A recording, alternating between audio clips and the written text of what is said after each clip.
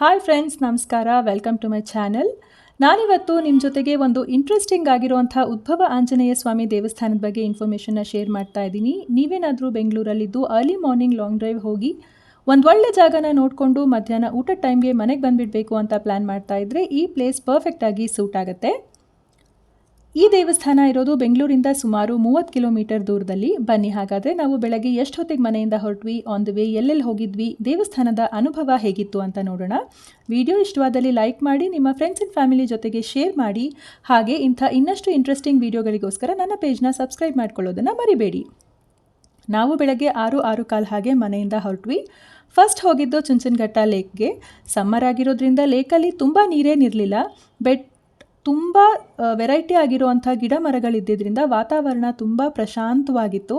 ಅಲ್ಲಿ ಸನ್ರೈಸ್ ನೋಡಿಕೊಂಡು ಹಾಗೆ ಪುಟ್ಟದಾಗಿರುವಂಥ ವಾಕ್ ಮಾಡಿಕೊಂಡು ಮುಂದೆ ಹೊರಟ್ವಿ. ನಾವು ಬ್ರೇಕ್ಫಾಸ್ಟ್ಗೆ ಅಂತ ಹೋಗಿದ್ದು ಉಡುಪಿ ಗಾರ್ಡನ್ ಫೈನ್ ಡೈನ್ ರೆಸ್ಟೋರೆಂಟಿಗೆ. ಇಲ್ಲಿ ಎಲ್ಲ ಐಟಮ್ಸು ತುಂಬಾ ಟೇಸ್ಟಿಯಾಗಿರುತ್ತೆ. ಇಲ್ಲಿನ ಸ್ಪೆಷಾಲಿಟಿ ಏನು ಅಂದರೆ, ಇಲ್ಲಿ ಪ್ರತಿದಿನ ಡಿಫ್ರೆಂಟ್ ವೆರೈಟಿ ಆಫ್ ದೋಸಾನ ಮೆನುನಲ್ಲಿ ಆ್ಯಡ್ ಮಾಡ್ತಾರೆ. ಲಾಸ್ಟ್ ಟೈಮ್ ಹೋಗಿದ್ದಾಗ ಅಲಸಂದೆ ಕಾಳಿನ ದೋಸೆ ಟ್ರೈ ಮಾಡಿದ್ವಿ, ತುಂಬಾ ಚೆನ್ನಾಗಿತ್ತು. ಹಾಗೆ ಇವತ್ತಿನ ಸ್ಪೆಷಾಲಿಟಿಯಾಗಿ ಪಾಲಕ್ ದೋಸೆ ಇತ್ತು, ಅದನ್ನು ಕೂಡ ಟ್ರೈ ಮಾಡಿದ್ವಿ. ಆ್ಯಸ್ ಯೂಶುವಲ್ ಟೇಸ್ಟ್ ತುಂಬಾ ಚೆನ್ನಾಗಿತ್ತು. ಬ್ರೇಕ್ಫಾಸ್ಟ್ನ ಮುಗಿಸ್ಕೊಂಡು ನಾವು ಕನಕಪುರ ರೋಡಲ್ಲಿ ಹಾಗೆ ಮುಂದೆ ಹೊರಟ್ವಿ. ಅಲ್ಲಿ ನಮಗೆ ಆರ್ಟ್ ಆಫ್ ಲಿವಿಂಗ್ ಸೆಂಟರ್ ಸಿಕ್ತು. ಅಲ್ಲಿಂದ 12 ಕಿಲೋಮೀಟರ್ಸ್ ಹಾಗೆ ಮುಂದೆ ಹೋದರೆ ನೆಟ್ಟಿಗೆರೆ ಅಥವಾ ರಾವ್ಗೋಡ್ಲು ಅಂತ ಬೋರ್ಡ್ ಕಾಣುತ್ತೆ, ಅಲ್ಲಿ ಲೆಫ್ಟ್ ಟರ್ನ್ ಮಾಡ್ಕೋಬೇಕು. ಬೆಂಗಳೂರು ಟ್ರಾಫಿಕಲ್ಲಿ ಓಡಾಡಿ ಸಾಕಪ್ಪ ಅನಿಸ್ತಾ ಇರೋವಾಗ ಈ ಥರ ಜಾಗಕ್ಕೆ ಬಂದರೆ ಮೈಂಡ್ ಫ್ರೆಶ್ ಆಗುತ್ತೆ. ಟ್ರಾಫಿಕ್ ಜಂಜಾಟ ಇಲ್ಲ, ಹಾರ್ನ್ ಶಬ್ದ ಇಲ್ಲ, ತುಂಬಾ ಕಾಮ್ ಆಗಿರೋವಂಥ ವಾತಾವರಣ.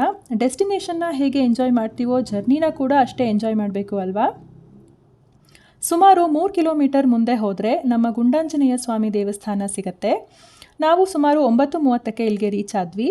ಇಲ್ಲಿ ಸುತ್ತಮುತ್ತಲಿನ ಜನರು ಇದನ್ನು ಗುಂಡಪ್ಪನ ಗುಡಿ, ಗುಂಡಪ್ಪನ ದೇವಸ್ಥಾನ ಅಂತಲೂ ಕರೀತಾರೆ. ಗುಡ್ಡದ ಮೇಲಿರೋದ್ರಿಂದ ಗುಡ್ಡಾಂಜನೇಯ ಸ್ವಾಮಿ ದೇವಸ್ಥಾನ ಅಂತ ಕೂಡ ಕರೀತಾರೆ. ಯಾವುದೇ ದೇವಸ್ಥಾನಕ್ಕೆ ಹೋದರೂ ಅಲ್ಲಿನ ಸ್ಥಳ ಮಹಾತ್ಮೆ ತಿಳ್ಕೊಳ್ಳೋದು ಬಹಳ ವಿಶೇಷ. ಇಲ್ಲಿ 7 ತಲೆಮಾರುಗಳಿಂದ ಪೂಜೆ ಮಾಡ್ಕೊಂಡು ಬಂದಿರುವಂಥ ಅರ್ಚಕರಿಂದ ಇಲ್ಲಿನ ಸ್ಥಳ ಮಹಾತ್ಮೆನ ತಿಳ್ಕೊಳ್ಳೋಣ. ಗುರು ಬ್ರಹ್ಮ ಗುರು ವಿಷ್ಣು ಗುರುದೇವೋ ಮಹೇಶ್ವರ ಗುರು ಸಾಕ್ಷಾತ್ ಪರಬ್ರಹ್ಮ ತಸ್ಮೈ ಶ್ರೀ ಗುರುವೇ ನಮಃ. ರಾಮಾನುಜಾಚಾರ್ಯ ಗುರುವೇ ನಮಃ. ಇದು ಸ್ಥಳದ ಮಹಿಮೆ ಬಂದು ಚಂಪಕಧಾಮ ಅರಣ್ಯ ಅಂತ ಹೇಳಿ ಇದಕ್ಕೆ ಹೆಸರು. ಇಲ್ಲಿ ರಾಮರು ವನವಾಸ ಬಂದಂಥ ಜಾಗ. ಶ್ರೀರಾಮಚಂದ್ರಮೂರ್ತಿ ವನವಾಸದಲ್ಲಿದ್ದಾಗ ಸೀತಾಮಾತೆ ಹನುಮನ್ ಜೊತೆ ಸಮೇತ ಲಕ್ಷ್ಮಣ ಸಮೇತ ಬಂದಂಥ ಜಾಗ ಇದು.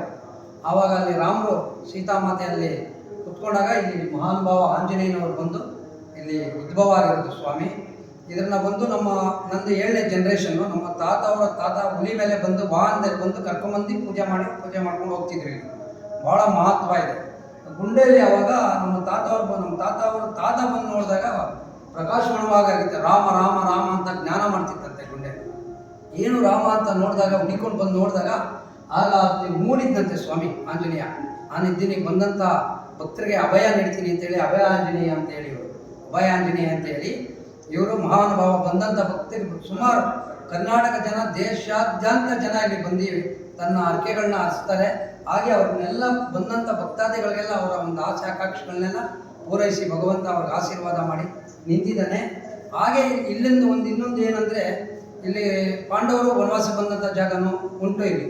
ಯಾಕೆ ಇಲ್ಲಿ ಭೀಮನಜ್ಜೆ ಇದೆ, ಮಹಾನುಭಾವ ಭೀಮನಜ್ಜೆ ಇದೆ. ಒಂದು ಅಜ್ಜೆ ಇಲ್ಲಿದೆ, ಒಂದು ಅಜ್ಜೆ ನಂದಿ ಬೆಟ್ಟದ ಮೇಲಿದೆ. ಅದನ್ನು ನೀವು ವಿಚಾರಣೆ ಮಾಡಿದ್ರೆ ಮಾತ್ರ ಗೊತ್ತಾಗುತ್ತೆ, ಇಲ್ಲಾಂದರೆ ಗೊತ್ತಾಗೋದಿಲ್ಲ. ಹಾಗೆ ಇಲ್ಲಿ ಚಂಪಕಧಾಮ ಅರಣ್ಯ ಅಂತ ಏನು ಕೇಳ್ತಾರೆ ಅಂದರೆ, ಇಲ್ಲಿ ಸುತ್ತಮುತ್ತೆಲ್ಲ ಒಂದು ದೊಡ್ಡ ಕಾಡಿರೋದ್ರಿಂದ ನೋಡಿ, ನಾವು ಈಗ ಬನ್ನಾರಘಟ್ಟ ಇದೆ ಚಂಪಕಧಾಮ ಸ್ವಾಮಿ ಅಂತ ಹೇಳಿ, ಅಲ್ಲಿಂದ ಸ್ಟಾರ್ಟ್ ಮಾಡಿ ನಾವು ಮುತ್ತತ್ತಿವರೆಗೂ ಎಲ್ಲಿ ಒಂದೊಂದು ಗ್ರಾಮದಲ್ಲೂ ಮಹಾನುಭಾವ ನೆಲೆಸಿರ್ತಾನೆ ಆಂಜನೇಯ. ಇಲ್ಲಿ ಒಂದು ಶಕ್ತಿ ಇದೆ. ಬಂದಂಥ ಭಕ್ತಾದಿಗಳಿಗೆ ಆನಪ್ಪ ಯಾರಿಗೂ ಅವರ ಒಂದು ಏನೇ ಒಂದು ಕಲ್ಪನೆಗಳಿರ್ಬೋದು, ಏನೇ ಒಂದು ಅರಕೆಗಳಿರ್ಬೋದು, ಏನೇ ಒಂದು ಸಂಕಲ್ಪ ಇರ್ಬೋದು, ಎಲ್ಲನೂ ನಮ್ಮಪ್ಪ ಪೂರೈಸ್ತಾರೆ. ಇಲ್ಲಿನ ಒಂದು ಈ ಮಹಿಮೆ.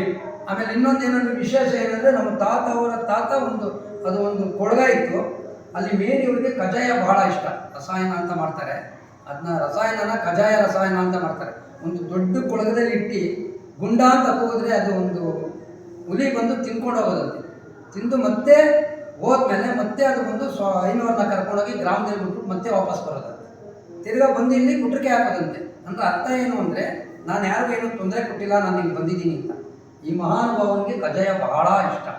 ಬಹಳ ಪ್ರಿಯ ನಮ್ಮಪ್ಪನಿಗೆ. ಯಾರೇ ಬಂದರೂ ಭಕ್ತಾದಿಗಳು ಯಾರೇ ಬಂದರೂ ಇಲ್ಲಿ ಕಜ್ಜಾಯ ಪ್ರಸಾದ ಜಾಸ್ತಿ ಮಾಡಿಸ್ತಾರೆ. ಮತ್ತು ಶನಿವಾರ ಮತ್ತು ಸಂಡೇ ಇರುತ್ತೆ.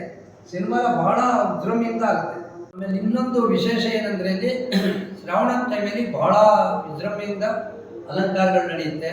ಮತ್ತು ಆಗಲೇ ತುಳಸಿ ಪೂಜೆ ದಿನ ಬೃಂದಾವನೋತ್ಸವ, ಅವತ್ತು ಶ್ರೀರಾಮಚಂದ್ರ, ರಾಮ ಲಕ್ಷ್ಮಣ, ಸೀತಾ ಆಂಜನೇಯಂಗೆ ಅಲ್ಲಿ ಕ್ಷೀರಾಭಿಷೇಕ ಆಗುತ್ತೆ. ಕಲ್ಯಾಣಿ ಹತ್ರ ಉತ್ಸವ ಆಗುತ್ತೆ. ಸುಮಾರು 2-3 ಸಾವಿರ ಜನ ಸೇರ್ತಾರೆ. ವಿಜೃಂಭಣೆಯಿಂದ ಜಾತ್ರೆ ಆಗುತ್ತೆ. ಭಾಳ ಜೋರಾಗುತ್ತೆ ಜಾತ್ರೆ.